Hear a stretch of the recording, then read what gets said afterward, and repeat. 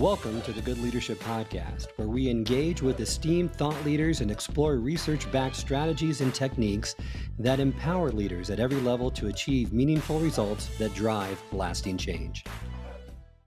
Let's move to the other end where you have now a mature company, you have a sales force, you have sales leaders. What should be the role of senior leaders like the CEO when that's the case?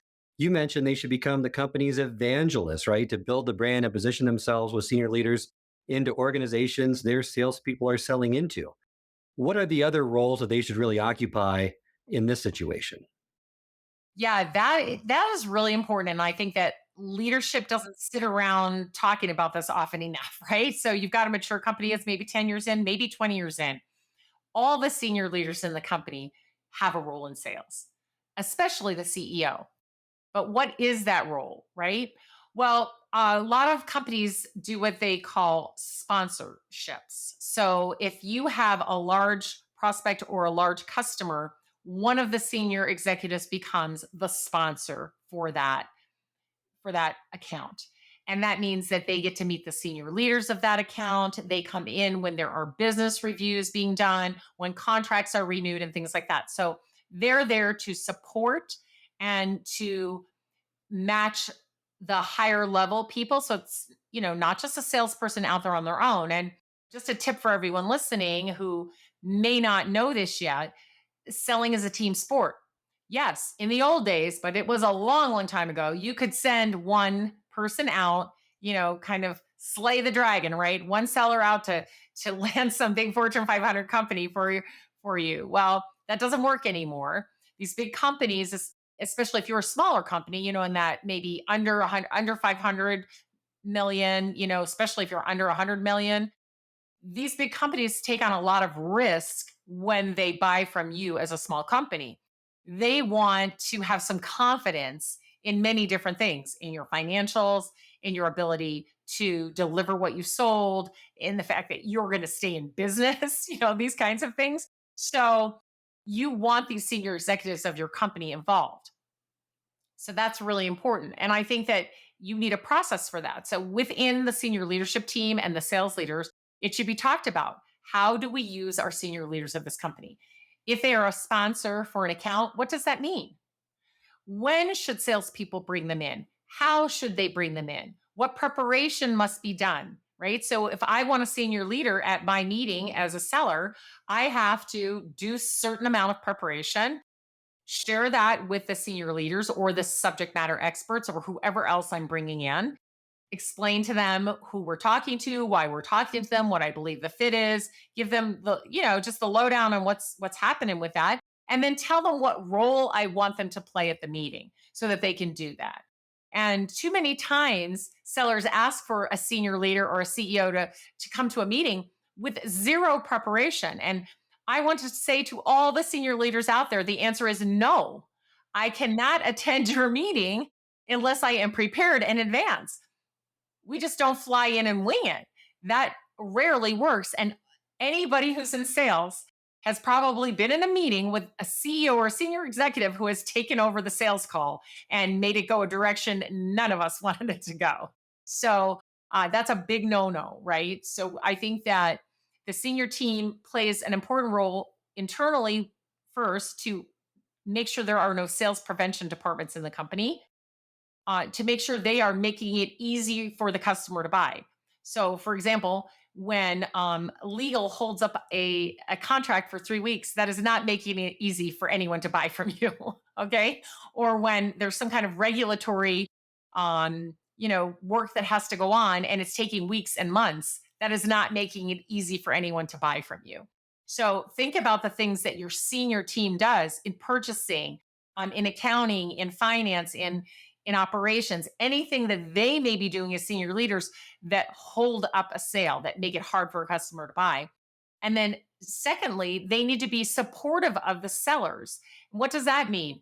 They can't say negative things about sales out loud where other people can hear them, because then it taints everybody. Those sellers are, yeah, they get to travel all the time. They're taking people out to expensive dinners. They play golf. They're doing that. Well, oh, okay, but they're also selling stuff which makes money for the company. So, yes, the way that they may do that may seem excessive or something to some people, but then they don't understand sales. In your business, if it requires you to take people to dinner in order to sell them something, then you have to do that. If it requires you to travel to them or go to a trade show, you have to do that. It's not glamorous for the salespeople. Trust me, they're away from their families a ton. They're traveling a lot. And, that's part of their job. But the amount of hours they work to do all of that is well more than anybody else in the company. So be supportive of that. Don't say negative things about sellers. If you don't understand what they're doing, then simply ask, right?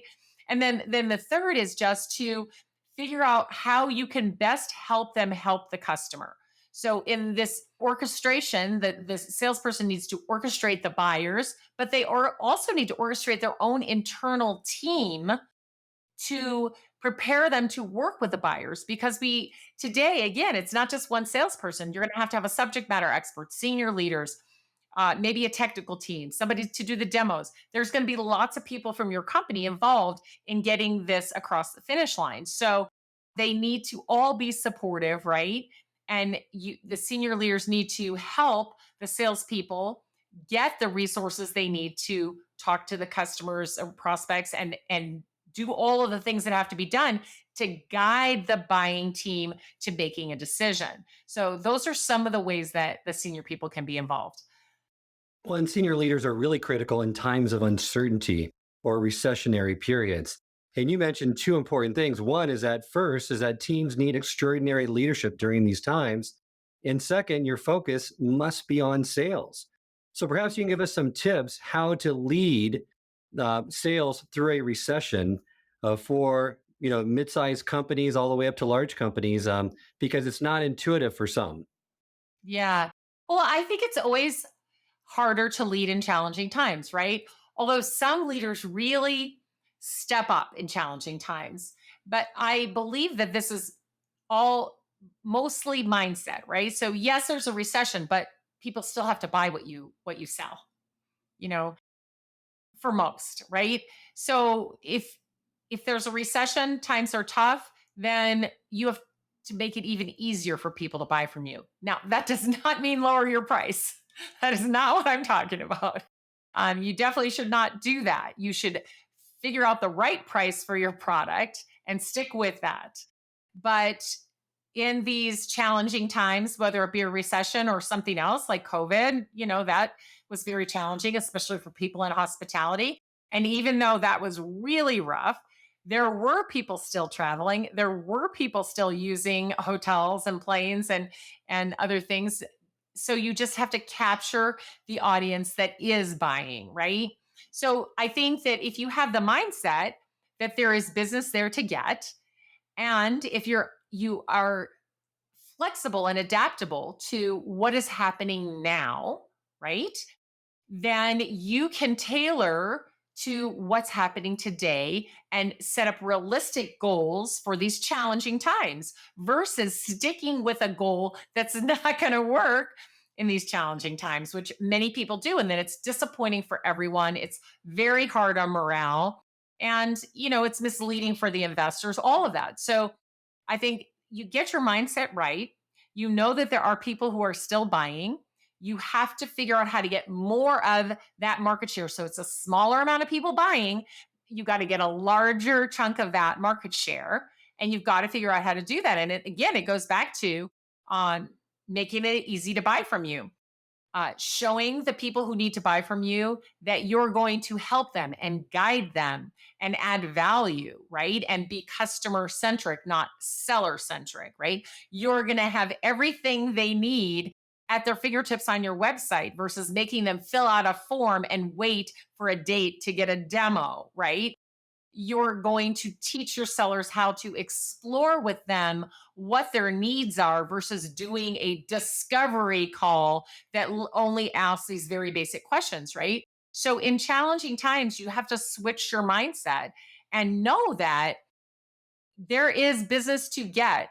It will be less because the total pie is less. So, adjust to that and then figure out the easiest way to do that. Now, that said, when you have a senior team that's willing to continue to build their network, nurture their network, and then make introductions into their network, it's going to be much easier for sellers. But here's the craziest thing. I've talked to senior leaders who are like, why would I do that? It's their job to go get those appointments and meet those people. I'm sorry. So, excuse me, you want it to be really hard for your salespeople, right? So they should do the hardest things possible. They should go cold call someone who doesn't know them, doesn't know your company, doesn't know your product, and see if they can get them on a call. Why?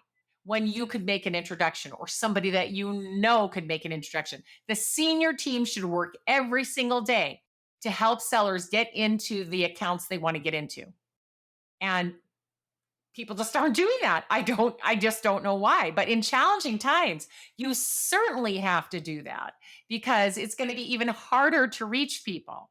So you need introductions and you need to open your network. You need to, if you don't have a board of advisors who's willing to open their network, build a board of advisors to do that. And then teach everyone in your company to build and maintain and nurture a network of people that they can then leverage for introductions. Great advice. I also wanted to give our listeners some of the other great pieces of advice that are somewhat common sense that you've given in the past, but during these times, evaluate your products to determine the most profitable ones. Examine the customer journey and find ways to make it easier for your customers to buy from you, like you mentioned. Focus on upselling and cross selling to increase customers' lifetime value, because likely you have that gold mine, right, in your existing customer base you don't even realize. This one I really love is prioritize your existing customers by doubling down on customer satisfaction to increase retention. Common sense, but common sense isn't always common practice and it's sometimes overlooked. And then finally, consider adding new products or services that round out your current offerings and solve additional customer pain points. Once again, nothing that's life changing that probably people haven't heard before, but it bears repeating because these are proven strategies that often go overlooked, right? Absolutely. One of the best places to get new business, right, is your current customer base to sell them more or to sell them different products. But then the next best thing is to get them to introduce you to someone. So if they are successful using what you've sold them, of course they'll introduce you to someone else. But we don't ask often enough. And I was talking to a new client the other day, and I said, "Well, how often do you get a referral? Someone just says, 'Oh, somebody told us to call you. We know so and so, and they said you guys were great.'" And they go, "Oh, maybe 3 or 5 times a year." I go, 3 or 5 times a year? Wouldn't it be great if you got 3 or 5 a month? 3 or 5 referrals a month. So that means people are constantly talking about you and telling others, and they're calling you and saying, "Oh, I heard about you and I'd love to, explore your services." 5 a month. You guys, 5 a month is what you should be after, not 5 a year, right? But you have to be proactive if you want that to happen. You have successful customers. You need to ask them who they know that they can introduce you to, their vendors, their own customers, who their partners, who else needs what you provide, and get them to introduce you. Or use LinkedIn, my goodness, and see who they're connected to and ask them, would they mind introducing you? But it's so overlooked. It's just crazy. Absolutely. One question that I get asked a lot, or the answer that I get when I pose this question, everyone wants more sales. We want more sales. So, what's the most common answer that I hear is we need to hire more salespeople. Why is that not maybe the correct answer in all situations? Yeah, it's rarely the correct answer, but sometimes it is. The thinking and the math around that is, oh, if I have one salesperson who can do 1 million, then if I have two, they can do 2 million. And if I have three, they can do 3 million. So why not get 10 and we'll do 10 million? Well, I wish it was that easy. I wish that math worked, but that math does not work. So, what do? We have to think about lead generation. So, is the seller we currently have at capacity, right? Are they having so many conversations they don't have time to have another single conversation? If we are sending them so many leads that they are having so many conversations, it's overflowing. Yes, get another salesperson, please. That would be awesome. But typically, the sellers that we have are not hitting their quota. They're not having enough conversations. They don't have enough leads. They're left to their own devices to prospect, and most of them really don't know how to do that very well. And so they're not performing. So, again, another customer I had with, 4 sellers. Their quotas were each 4,000. Two of them were hitting 2,000. One of them was hitting 3,000. And one of them was hitting 5,000. Hmm. All right. First, let's look at the one who's hitting 5,000. He's exceeding quota. What is he doing? Okay. Then let's look at the ones that are not even close. They're half. What are they doing? How are they doing it? Now, figure out. So, is it the will to sell or the skill to sell that is needed? Now, if they have the will and the skill and they're still not doing it, then there aren't enough leads. So hiring another seller and you're thinking, well, we need 15,000 a month and we can't get there because, none of them hit their quota. Well, okay, how do we get them to hit our quota? Don't hire another seller who's also not going to hit their quota because you don't provide enough leads for them. And then I hear people say, well, they should get their own leads. I'm like, really? How do you think this works? So you're just going to put, high paid salespeople on the phone, just dialing for dollars or emailing thousands of emails out, hoping to get a conversation. It just doesn't work, right? You have to serve up those conversations either through introductions that your entire company, entire team, advisory board, everybody's helping to get those introductions. You've got marketing who's out there helping to pique the interest and get people who want to have a conversation. You've got certain activity that the sellers are doing as well. You've got trade shows, webinars, other kinds of events to gather people, pique their interest so you can have more, your sellers can have more conversations, right? So that has to happen before you hire more salespeople. All of your salespeople should be at quota before you hire more salespeople. If you've done everything you can to get them to quota and they're not, it's time for them to go off on a new adventure and find a place where they can be successful. Then you can replace them. But just adding more salespeople rarely works. So, right now, since you mentioned it, let's talk about what kind of alignment there needs to be between the marketing and the sales departments within an organization. Yeah. So marketing and sales alignment is different today than it has ever been, right? It needs to be different. Back in the day, marketing was a department, sales was a department, never the twain shall meet. What did marketing do? They built the brand. They made all the things look good and look and feel like the brand. They did advertising, perhaps. They maybe made some collateral that got sent out or handed out. And they really did very little to generate an actual lead. They did a lot to get the brand out there in front of people. And that was helpful, of course. And then when the internet came into play, right, then marketing really took over trying to get an internet presence, right, and get the website and all the social medias and all of that. Well, today that's just simply not enough because in the back in the day when people answered their phones, we could cold call them, have a conversation, and sell them something, right? Doesn't happen anymore. When email was new, we could email people, pique their interest, get a conversation with them, and sell them something. Email doesn't work anymore, right? Even social media is getting harder and harder. So we have to have other ways. And really, it is marketing's job in conjunction with sales to put out great content that piques the interest of people who can buy from us and gets them to want to have a conversation. So, in back in the day, people might have been writing articles or blogs, but they weren't really, the main thing that would get people drawn towards you. They would just help more with brand awareness. Today, we have to write short form and long form content that gets people interested and gets them to want to have a conversation. And so the marketing funnel, needs to deliver those people to sales. And it's just not happening enough because marketing's doing their own thing and not really paying attention to sales. So one, the targeting has to be right on and everybody has to agree on it. So the sellers and the marketers all have to agree. This is who we're going after. These are the things they care about. This is the messaging that will get their attention. And this is how we're going to approach it, right? That has to all be agreed on. Then marketing has to do their part and sales has to do their part. The thing is, we need marketing throughout the entire sales process and even after. So really we need marketing through the entire life cycle of the customer. So the marketing has to be very familiar with who the customer is and what they need and what they're interested in.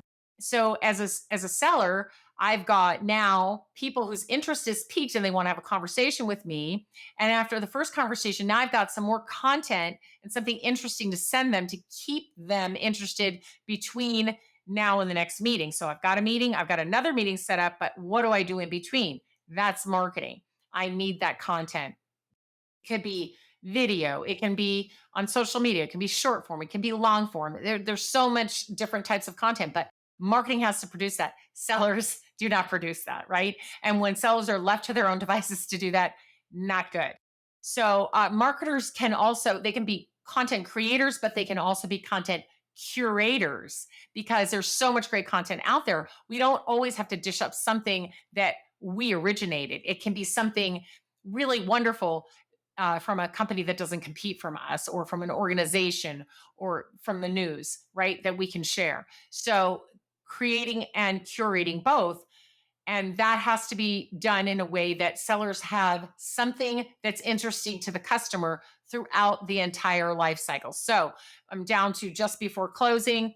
I've scheduled the meeting with you where we're going to discuss the terms of the contract and agree. What do I send between now and then? I need some great content. Maybe it's a case study of someone else's success that was similar, right? And that kind of cinches it. It's like, oh yeah, wow, this other company was really successful with this. That makes me feel good. I really want to buy from them, you know? So whatever it is, right? And then once as a seller, I've got that contract signed, I'm going to hand it over to the team, account manager, customer success, whoever it is, that's going to now onboard them and continue helping them be successful with what we've sold them. We need content there as well to help drive all of that. So marketing and the whole go to market team, marketing, sales, customer success, has to work together all the time to make sure they have the right information to string throughout that entire buyer journey and really the whole life cycle of the customer. That's a great explanation. And I just want to just emphasize one point where you said at the end, a lot of small companies can't create all the content themselves, but they can be curated. There's so much great content out there. Look for those resources out there because they're out there and you can use those as well. So don't feel compelled to create everything because that's a daunting task, especially for resource strapped smaller companies that just don't have the manpower or the marketing department to really do that. Before we end today, I always like to leave with a call to action. So, with the leaders listening, what would you recommend they do first in building a successful sales organization? Well, I think the first thing that has to be done is for the CEO to really understand their customer. So it's different for every company, right? Who is your customer? Who is most likely to buy from you? What is a day in their life like? What kind of results are you going to bring to them? Really understand that and shift your mindset to how can I make it easy for them to buy? And maybe even go out and talk to some of your current customers and find out what's going on in the industry, but be aware. Now, I understand that, the CEO of a Fortune 500 company is not tasked with doing that kind of work, but for all of the rest of you, it's really important that you stay close to your customer and understand that.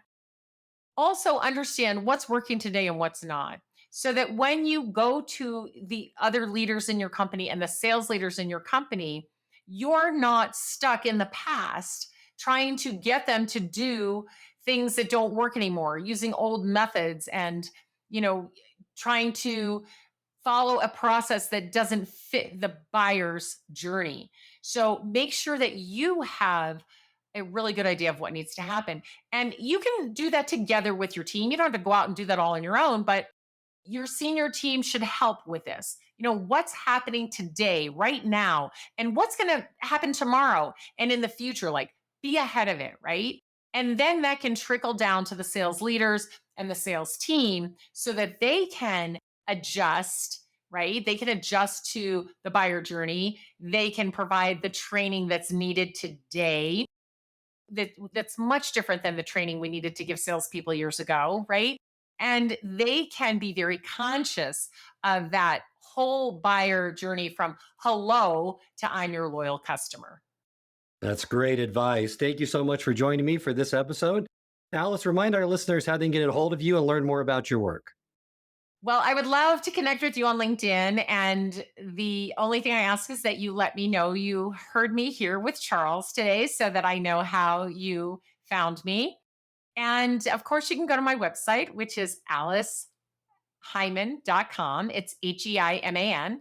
And I have a podcast called Sales Talk for CEOs and all of those who support CEOs. And I would love for you to listen to my podcast. And you can find Sales Talk for CEOs on any podcast channel where you enjoy other podcasts. I hope this episode has provided you with valuable insights. If it has, I ask you to share it with someone who would also benefit from it. If you've been enjoying and gaining knowledge from this podcast, then subscribe to our YouTube channel where you can find all the previous episodes of the podcast and additional learning resources. You can also subscribe to the podcast on Apple or Spotify and leave up to a 5-star review.